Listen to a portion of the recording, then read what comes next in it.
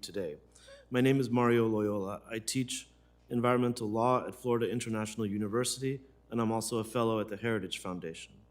Under President Donald Trump, I served as Associate Director for Regulatory Reform at CEQ, where I was intimately involved in developing the One Federal Decision policy and the 2020 rule revision.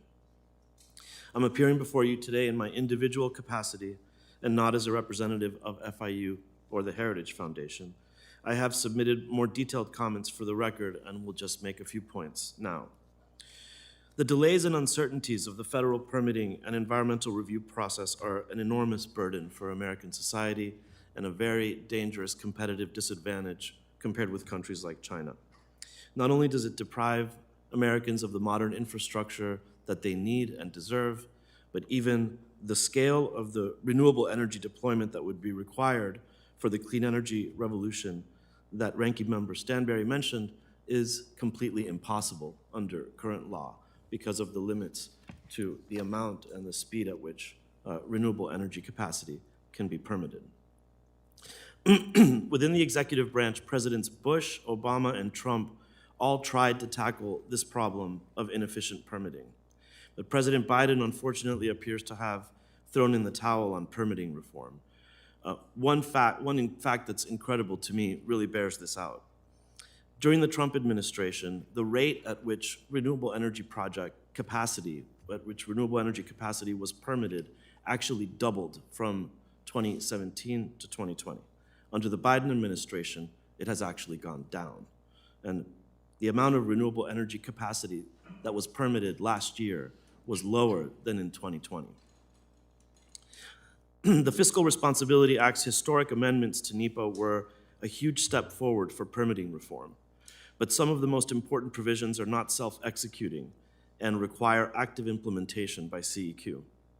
Unfortunately, CEQ appears to have gone in the opposite direction. Perhaps to placate the radical left or for whatever reason, CEQ has sought to undo the Trump-era reforms, of which, ironically enough, the renewable energy sector was arguably the primary beneficiary. I'll name a few examples. Where the Fiscal Responsibility Act tries to clarify that only a limited set of reasonable alternatives to the agency action need to be studied in detail, CEQ has reintroduced the concept of studying alternatives outside the agency's jurisdiction. Even worse, it has created a new requirement that the agency identify and study in detail the environmentally preferable alternatives, which is not a statutory requirement in NEPA, for significance determinations.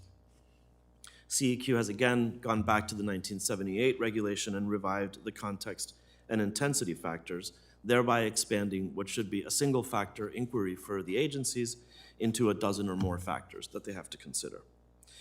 Likewise, CEQ has reintroduced the concept of cumulative impacts into the definition of effects that must be studied.